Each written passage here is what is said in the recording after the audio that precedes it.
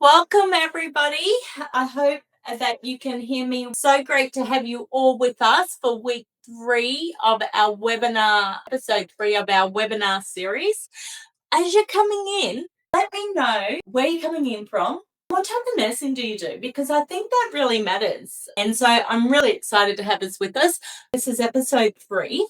And the reason why I do them is because I want to bring awareness to the issues that are currently happening inside nursing. I want to be your voice. These are some of the subjects that we touch on. It doesn't always get out there to the general public. And I want you to know that you're not alone in what you are going through.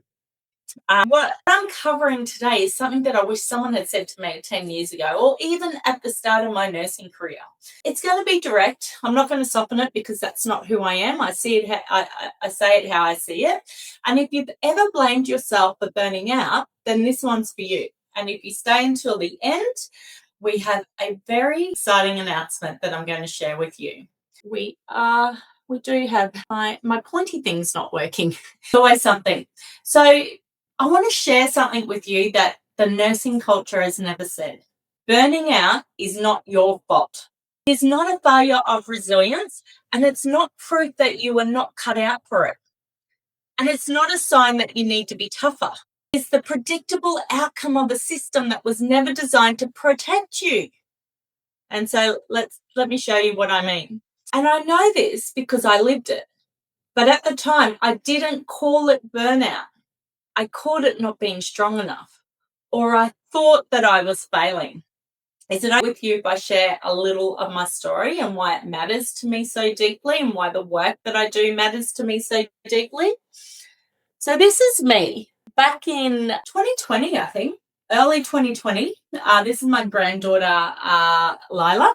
Have a look at that photo because a picture paints 1,000 words. I didn't realise I was in burnout until about 3 months after I worked out spinal surgery. So this was taken 2020. I didn't realise I was in burnout till 2022. I was in age 12 burnout when I left, and that had affected every area of my body. My burnout began back in, I think, around 2017 when I was diagnosed with hypertension.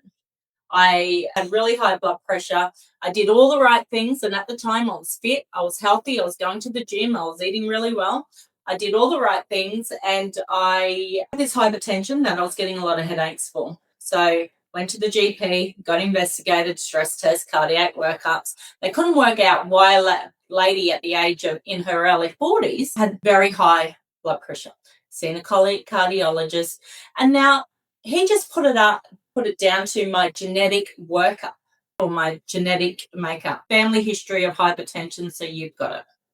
There was no other causes, and he didn't say, "Oh, are you stressed at work?" Yes, I worked in a highly stressed environment, but I wasn't stressed. I wasn't depressed.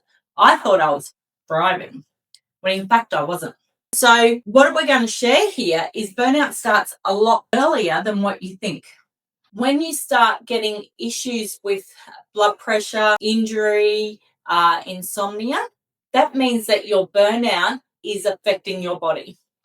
So you will have signs of burnout before you go into burnout, but you won't call it that. You'll call it something different because this is what the system has conditioned us for, and life in general. And it happens life in general. And so for over 18 months, I had been struggling and I didn't know it. So we're going to talk through some statistics. So these are Australian statistics of what is happening inside the system currently. These numbers shouldn't be alarming, but they actually are. More than 3/4 of our workforce is currently operating over capacity. We shared these numbers a couple of weeks ago on one of our other webinars. 84% of Australian nurses report burnout. That is more than 3/4 of our workforce. 1 in 3 nurses are planning on leaving the profession in the next 12 months. That is 1 in 3. That is crazy. 87% of Australian nurses experience some sort of workplace violence or aggression. Now, I believe those numbers are higher than our defence force, higher than our police force, 87%. You are 8 times more likely to be diagnosed with depression if you're a nurse than the general public. So currently, the general public is sitting at 1 in 4. Nurses are sitting at 30 to 40%, 8 times higher. Go figure that. If we look at that on a global scale, a 2023 meta-analysis of 94 studies across 30 countries found that 1 in 3 nurses worldwide meet the clinical criteria for burnout syndrome. So Australia is tracking well above the average. So these are not outlier numbers. This is a pattern. Your employer has an obligation to provide a safe working environment, and that's not happening. They hold everyone else accountable. Follow policies and procedures, follow safe work practices, but the organisation and the system do not practice what they preach. Now let's have a look at some of what is actually happening with what is burnout. And you'll be surprised that, like I said, it starts a long time and a lot earlier and sometimes years before you think. And it's quite reasonable to think that you may recognise some of the signs of burnout and think you're just tired or you need a holiday. The body will give us plenty of warning signs before it takes drastic action. Drop in the comments if you are currently experiencing any of these symptoms. Like wired but depleted. So you're lacking energy, but you don't know how to settle. You're going at 100 miles an hour. Your brain is always ticking over, blah, blah, blah, blah, blah, especially at 2 a.m. in the morning. You're thinking about all the things that you have to do.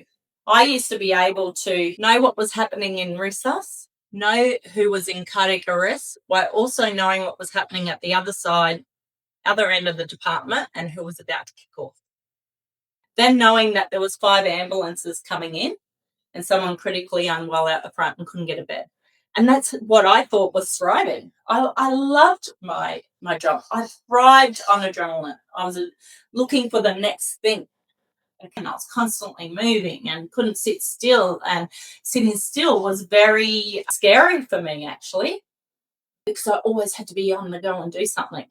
Are these sounding familiar to you? You cannot sleep. Those alarms are going out around in our head at 2 a.m. Are you thinking about what you didn't hand over? Did I document that? Did I give this medication? Oh shit, I forgot to say that patient needs that test in the morning.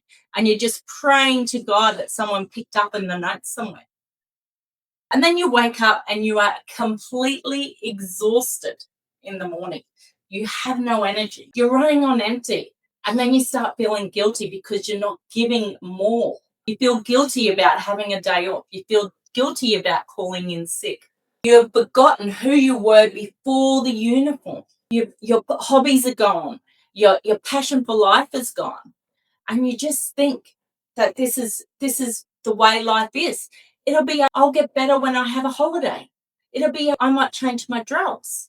Oh, it's just busy because it's winter. It will get better, but it never does.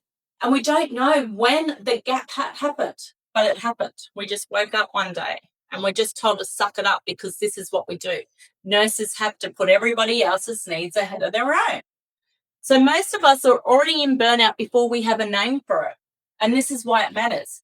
So stage 1 will look like dedication. We're going to go through those in a minute. Let me just check some of the comments in here because I know the comments are going off.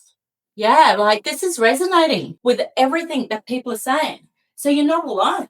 And there's more than one person. If you're feeling it, I guarantee there's 100 other people that are feeling it. So think about it. Pot plant. We all love plants, right? We get a plant, we get a pot, we plant it. So the plant doesn't decide to take shape of the container. It simply grows in the space it is given.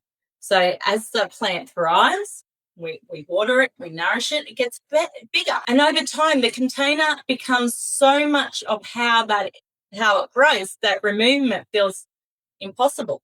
How many of us have got plants in pots that are root bound?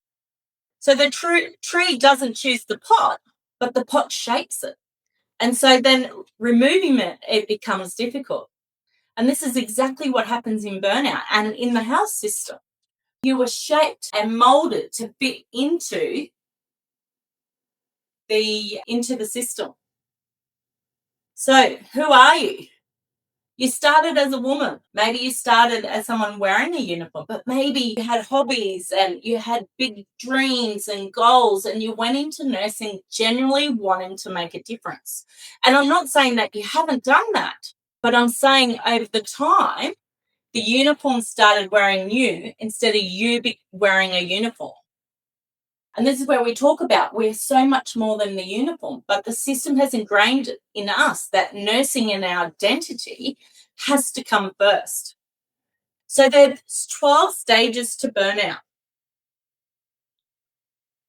Stage 1 to 3, whereas I think a lot of people are where you're in now, is stage 1 to 3. Compulsion to prove oneself. You're working harder. You're neglecting your needs. You are the yes girl. You're putting your hand up. You are attending work. You are dedicated to the team. You are doing the overtime.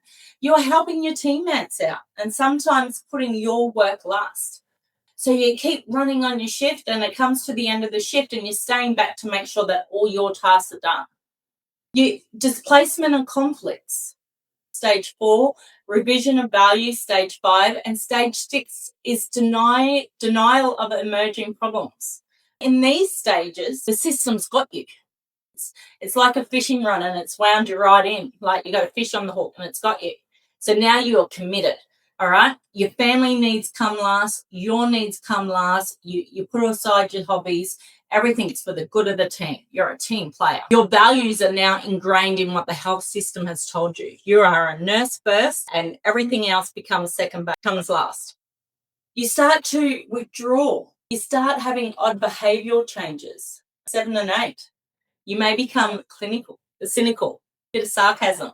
Who's ever done that? I mean, like I used to say, oh, another day in paradise. I'm living the dream. I'm loving it. And I'm just silently going, oh my God, there must be more to life than what we are currently putting up to.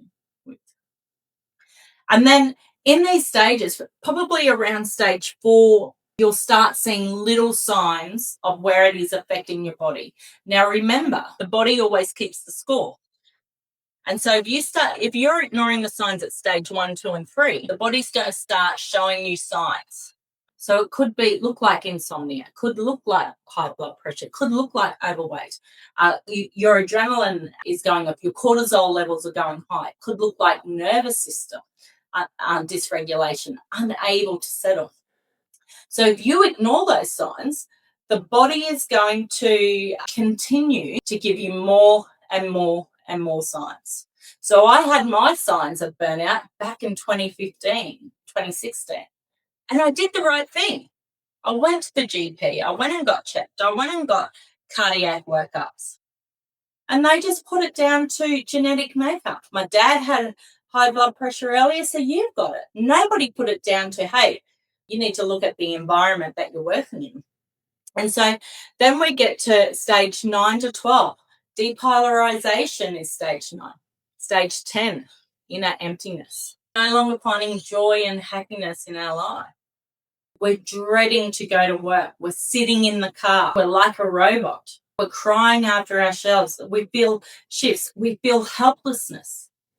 Stage 11, depression. And now you might be voicing some of these concerns at any of these stages. You're telling your boss, hey, I might need holidays. You may be having increased sick leave, but you're just told to suck it up. And stage 12 is burnout syndrome. And that's where I got to. I got to stage 12. And I continue to work at stage 12. And so I didn't practice what I preached, guys. So the middle stages, so the early stages are invisible. They're like the good nurse who probably praised. You are the team player. The middle stages are where most nurses will finally notice something's wrong. And the first thing they do is blame themselves for not being strong enough. And late stage, like I said, is where the system calls it a personal resilience problem. Have you been told that in nursing? How many times have you been told that you lack resilience? That is the go-to excuse that the system and the organisation tells you. They blame you. You don't have a resilience problem. And that's where the lie lives. The collapse is never a personal failure. failure. It is a predictable out destination of the journey that you've taken. Let's do a bit of a poll. I want to know who here today. Type B in the comments if you have experienced burnout. Doesn't matter what stage. Doesn't matter if you're in stage 1, if you've started nursing, just started. I speak to so many new graduate nurses who are only 3 months, six weeks, 3 months, 6 months out of their degree, and they are struggling within the system. This is not talked about in university. They're still teaching old school ways of conditioning in university. This is a subject. Self-care, self-management, burnout should be a subject. It should be one of the first subjects, and it should be repeated every single year. Type R if you feel like that you're in recovery from it now. And type S if you're still in the thick of it and you're still working. So burnout inside nursing is not personal anonymity. It's a collective experience. There's so many of us still in burnout and still working in the system. And I say this time and time and time again. You cannot fix burnout by working in the same position or the same job or environment that caused the burnout in the first place. You cannot fix burnout by having 2 weeks of work. You cannot fix burnout by just continuing to push through or change your jobs. There's so much more underlying under burnout. So it's a pattern, okay? And if so many of us end up in the same place with the same symptoms, carrying the same shame, we have to ask, where does it actually come from? Because I tell you what, it doesn't come from you. Some more statistics here. 1 in 3 Australian nurses have sustained a workplace injury each year. So go to your ward. How many nurses have had some sort of workplace injury in the last 3 years? And like I said, the body keeps the score, okay? 8 times more likely to experience depression. We spoke about that. 10 years is reduced from your life expectancy through shift work. 10 years, hey? Crazy. And I remember so many nurses that I've worked with that worked to their 65, if they made it that far. They've retired having all these plans and all these dreams to travel the world, to go and sit out in the garden. And the next week they've passed away, they've dropped dead. Huh? So sad. Very sad. So you cannot fill a cracked vessel. So your body is the cracked vessel. You can pour the sleep into it. You can take annual leave, a weekend away, go back to work, and you wonder why you're back into the same position that you were when you left. So you pour it all in and you watch it come straight back out. Because the problem is not the level of the water or the energy, it is the actual crack inside the container. And the crack is not burnout. So the crack is not knowing who you are outside of the job, outside of the uniform. And one of the most scary questions that I ever had to ask myself, and I was actually like panicking because I had this asked to me, and it was only asked to me about 12, 18 months ago. Kylie, if you're not a nurse, who are you? And I couldn't answer. I didn't want to answer. I was so scared because I'm like, I'm a nurse first. Yes, I'm a mum and a wife and a grandma, dog mum, but I didn't know all of that consciously. You know, it's subconsciously, because my whole life had been ingrained, or my whole adulthood had been ingrained to being a nurse first. I had work, I had purpose, I had a reason to getting out of bed in the morning. I knew that I was making, also I thought I was making a difference by going in to work each and every day. And so that crack and not knowing who you are outside the uniform is what no amount of rest can touch. Because rest alone just addresses the water, it doesn't address the vessel. So you're not tired of nursing, you're just exhausted by not knowing who you are outside of it. So conditioning, what the system rewards you for and what the system punishes. So self-sacrifice, the nurse who gives everything and asks for nothing. Silence, not complaining, not pushing back, not naming what is wrong with you, or not naming what is wrong, because speaking up isn't, you're made to feel like you're shameful, you're a troublemaker. Compliance, doing what's asked without question. You absorb the pain of the patients, the team, the system. You are the yes nurse. Hand up. You take it all in and you carry it home. So they're not optional extras. They're just the minimum standard for what's being considered as a good nurse. These are praised. Some of us are given awards for them. And what the system punishes, limits, saying no, leaving on time, protecting your breaks, advocacy for yourself, for your patients. You're advocating against the hierarchy. Boundaries, physical, emotional, professional, voice, having a voice. Once you start speaking up and noticing what's wrong, you start being labelled as a troublemaker, not a team player. And sometimes the punishment isn't always loud. Sometimes it's a roster change, an eye roll, cold shoulder, a comment from a senior nurse being left out of conversations, being labelled difficult. So that is the system policing compliance from within.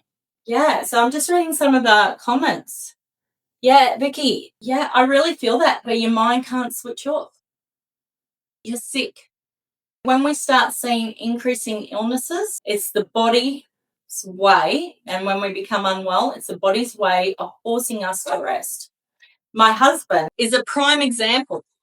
Like, he has been conditioned to grow up and work 7 days a week. He does, and he's great.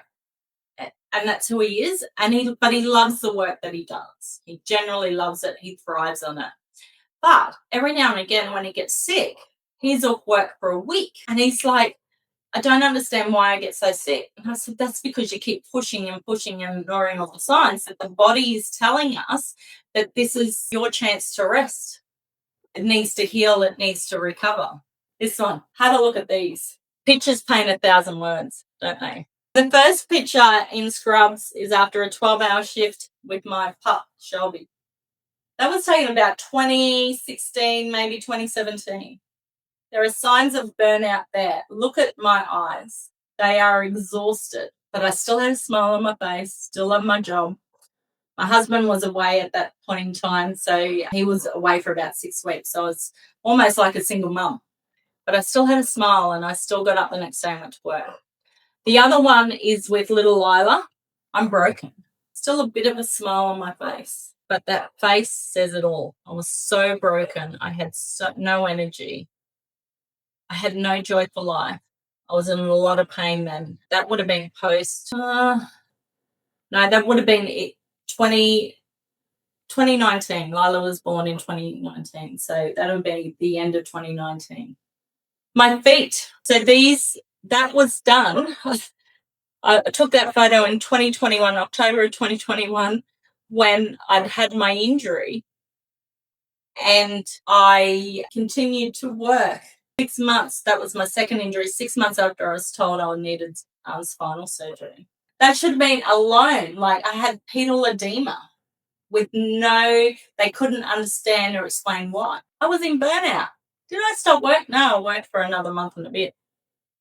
There was a shift Christmas time one year where I went to work and I started at 6:30 in the morning. It was between Christmas and New Year. So I think it was around the 27th of December because it was a public holiday and it was a weekend. The shift started out normally. I started at 6:30, associate nurse unit manager.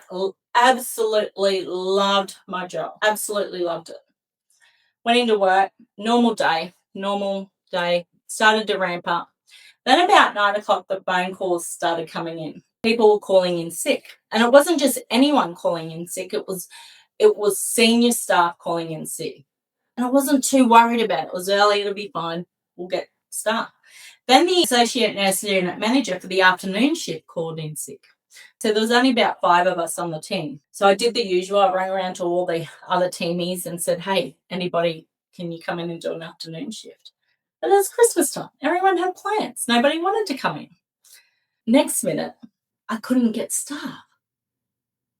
Started putting out all the text messages. Time, senior nurse, resus, team leader, triage, need people to come in. More than half of the afternoon shift had called in sick. I couldn't get another senior nurse to come in. There was, I think, one CN on for the afternoon. And we had a policy in our department that they wanted, ideally, a CN to come in and work in every area. So what does Kylie do? It's all right. I'll do a double. She'll be right. Going on holidays in 2 days, I'll do a double shift.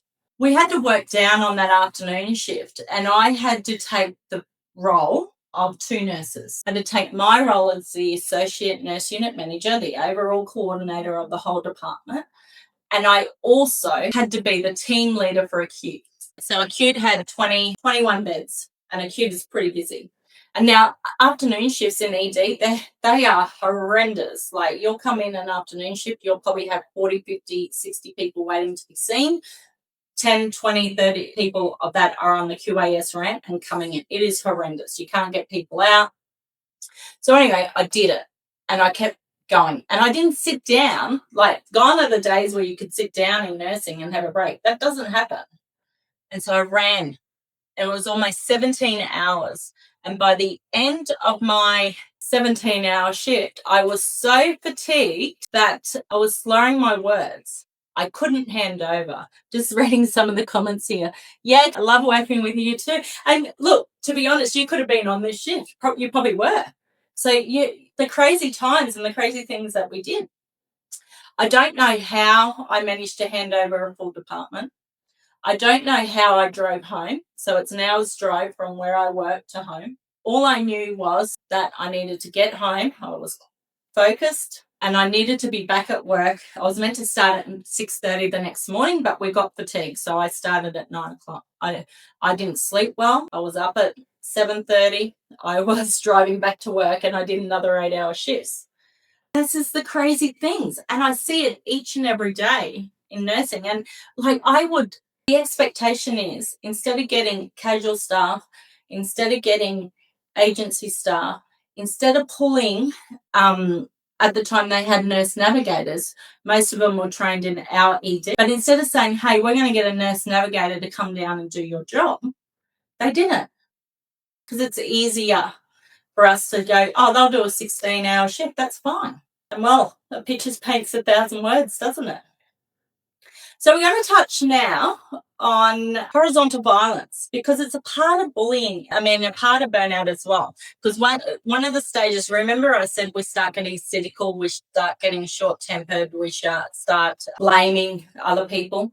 Well, this is part of culture and horizontal violence.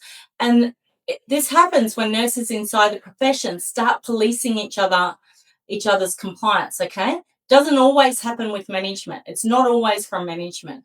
And so when the nurse who starts to speak up gets cut down by the nurse beside her. So we're no longer a nurse, and I hated this term, and this has been around, who knows where this started, but this quote started a very long time ago. Nurses eat their young. In all my years of nursing, I have never seen that per se. But what I have seen is nurses eat their own. Okay? Nurses eat their own. They are critical. They talk about them behind their back. They police them. So instead of being a culture that protects itself from within, it's easier to pull someone else down. So it's not always screaming. Sometimes it's a look, a comment, an eye roll. Sometimes it's being rostered onto a hard shift. So maybe you started to speak up or you raised concern, and all of a sudden you notice that you're getting extra evening shifts. You notice that you're getting every weekend. You notice that your red requests or your days off that you really need for appointments. You notice that maybe you've gone to your number because you really need time off, and then turned around and said, it's not my problem. You sort it out. What about being undermined in a handover by someone who used to be your colleague? Being made to feel that you are the problem for noticing what was wrong. 65% of nurses report or experience lateral violence or bullying from colleagues. Like I said, it's not always management. From each other. This is not personal. This is a culture that is protecting itself. So the profession elects for compliance and then creates a system where nurses enforce the compliance on each other, because they are the ones who were punished for stepping out of line first. And I remember a time when I started to stand up for myself, who was undermining in front of a colleague who was undermining me in front of others, gaslighting me, blaming me for system failures. Oh, the roster's shit, Kylie, you've done a shit job or you haven't done that. I was then further gaslighted in front of my team. So we had a thing that we usually had about, or maybe 2, 3 A-nums on in the morning shift. And so there'd be one clinical, maybe 2 clinical on the floor, and the one that was out, non-clinical, she would always buy coffee for the team, for the other 3, and the none of them. It was just something that we did. Okay. We did it as a team, we're small. And this had been happening for years. But when I started to speak up, I would get coffee today, but she'd do it so loud that so that I could hear it. So I started playing her at her own game. But then when I did that, she started pulling me out. Oh, you didn't get me coffee. And then once at one point, I did make a formal complaint for what was happening. And how did she get back to me? And how did the organisation protect her? So the real kicker came when it was time to return back after my spinal surgery, and she did everything in her power to ensure that didn't happen. And I wasn't her first victim, and I won't be unless her last. So instead of the organisation protecting me, and instead of the organisation protecting the person that has reported the horizontal violence or the bullying, they protect the management time and time again. And how do they do that?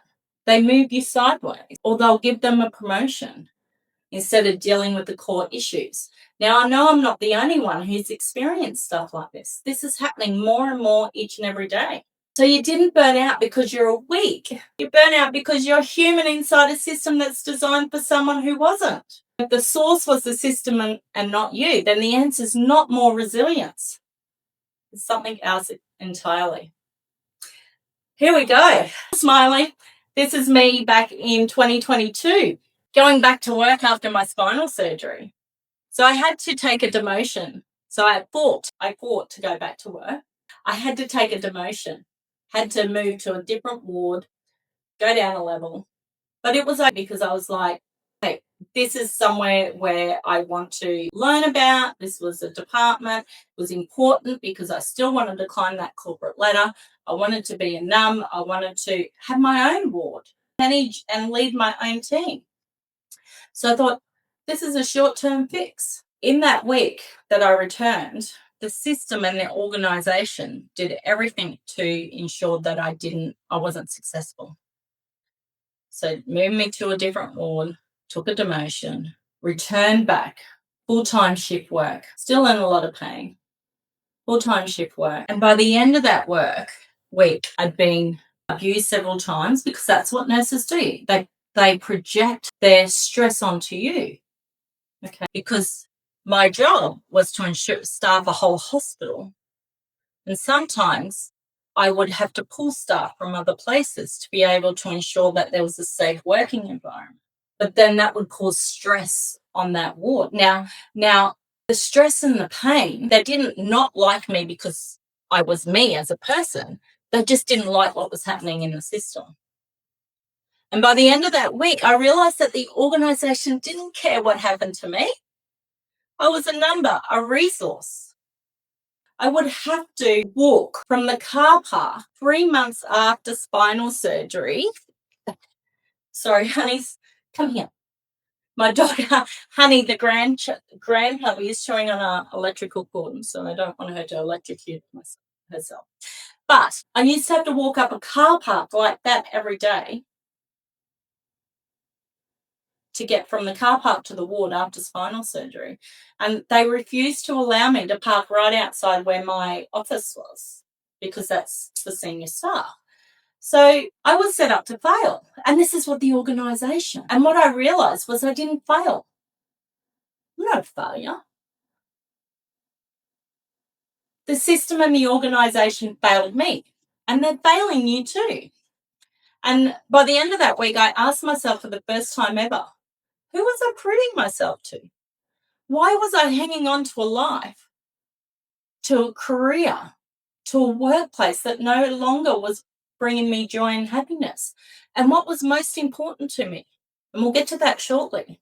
So here's the thing about self-blame. You can't heal it when you are still blaming yourself for it. When the system, when burnout is a personal failure, it becomes something you try to push through or overcome. When burnout is a systemic outcome, it becomes something that you can understand. And this is where understanding starts the healing process. So recognizing conditioning is not making excuses. So I want to be really, really clear about that. It is accuracy. And accuracy is far more powerful starting point than resilience ever was. Resilience tells us to push through. Accuracy lets us it says to us, it helps me to understand what really happened, what actually happened, so that you can make a different choice. So let's reframe it. Instead of asking, what is wrong with me? So grab your pen or write in the comments, write this down, write an answer to this, write the question down. And I want you to take it away and reflect on it and write a list. We ask, what was done to me? What the system took from me was. So let's write it down in the comments. What did the system take from you? Let's share it below, because there is more than one of us experiencing this. And for me, the system took so much. It took my joy, took my happiness. It took many, many years where I identified as a nurse first. My children were neglected. My marriage was neglected. I didn't realize how much I had missed out in all of those years because nursing had become my identity. I was injured, I was kicked out, I was told I was a failure. Made me second guess. I'm sure that the system has taken so much from you too. We're just, to be able to be aware and to be able to move forward, we need to identify what it is that the system, because you are so much more than the uniform. And the moment that you stop saying what is wrong with me and start saying what was done to me, everything changes. That's not weakness. That is the beginning of real leadership. And so I've got something where we're almost at the end of our masterclass. So I'm just reading the comments here. Yeah, like Kate is saying she's injured currently. We've got a couple of people here that are listening live to this. They're on sick leave. They're injured. Looking at getting out of nursing. They've lost self-confidence. They're second-guessing who they are and the decisions that you make. Lost caring nature. No time for family and friends. You didn't walk into nursing to lose all that. You walked into nursing because you genuinely thought that you were going to make a difference. And I'm not saying that you haven't made a difference, because you certainly have. There are times in your career where you've had to hold the hand of someone who was passing away because their family wasn't present. There was times when you would have had to comfort a mother, a father, a brother or sister because their loved one was passing away. There were times in nursing where you generally thought you were making a difference. But somewhere along the line, the system conditioned us. The system produced it.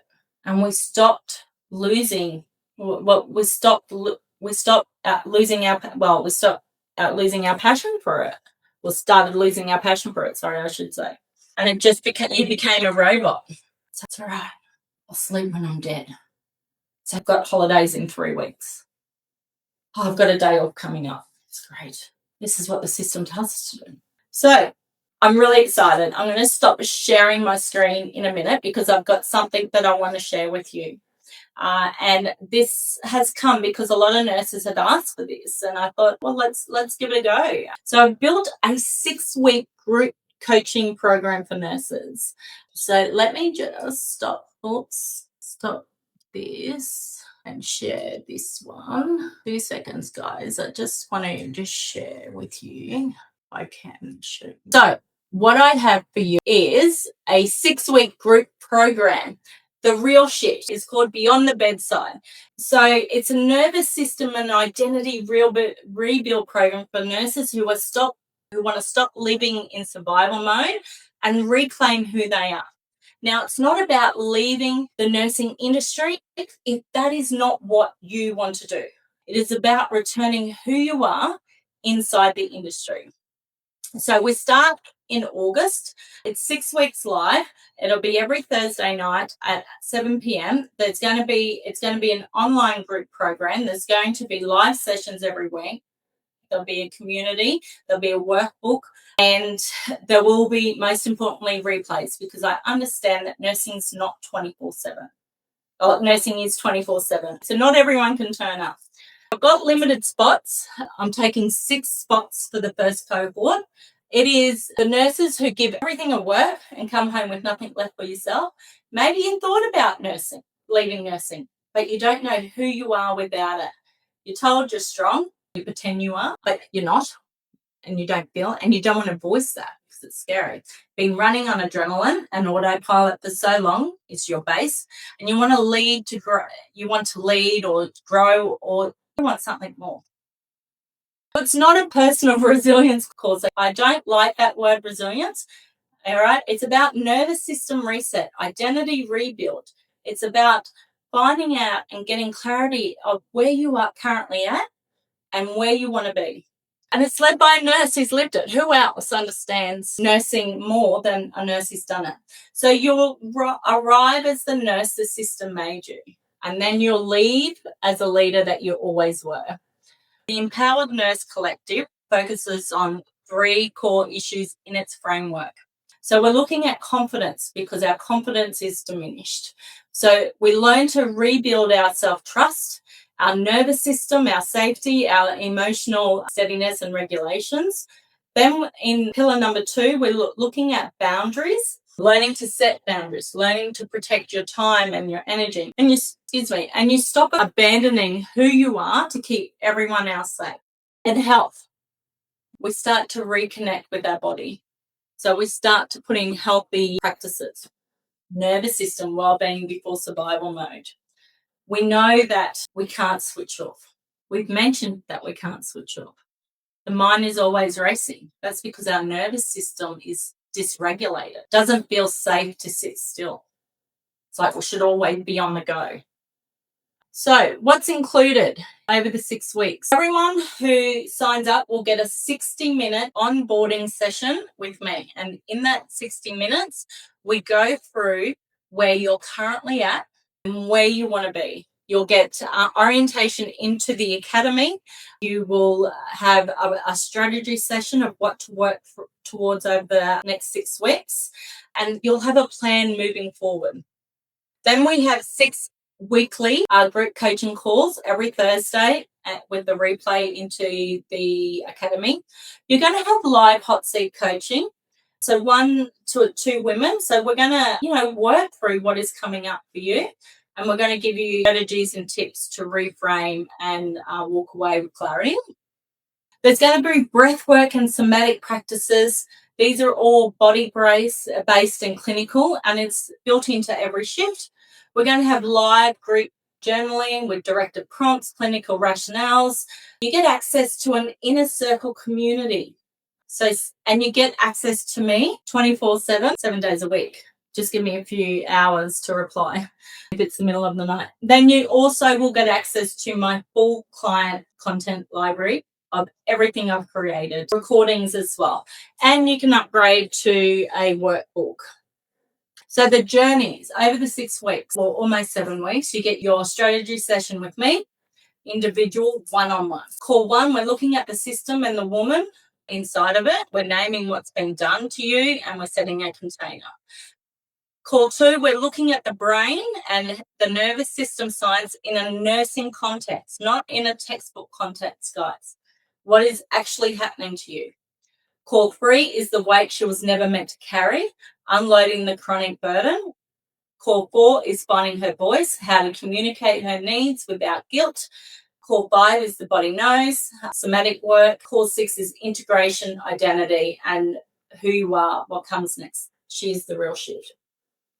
So Mariah is going to put the link for this page in there. Here are some of the ladies that nurses, not just nurses, I work with, and what they've said. Shari was struggling and I stepped in, and she wanted to move up the ladder, but she didn't think that she was ready for it. And at the time, there were certain parts of that she wasn't, not ready, and that's how we identified that, and I was able to support her with the clinical skills and advocate for her patients, but also to have confidence in herself. Janelle is a dear friend of mine and business owner. She had ambition but no direction and no place where to start. Okay. And she needed support to grow her leadership skills. And she's absolutely thriving now.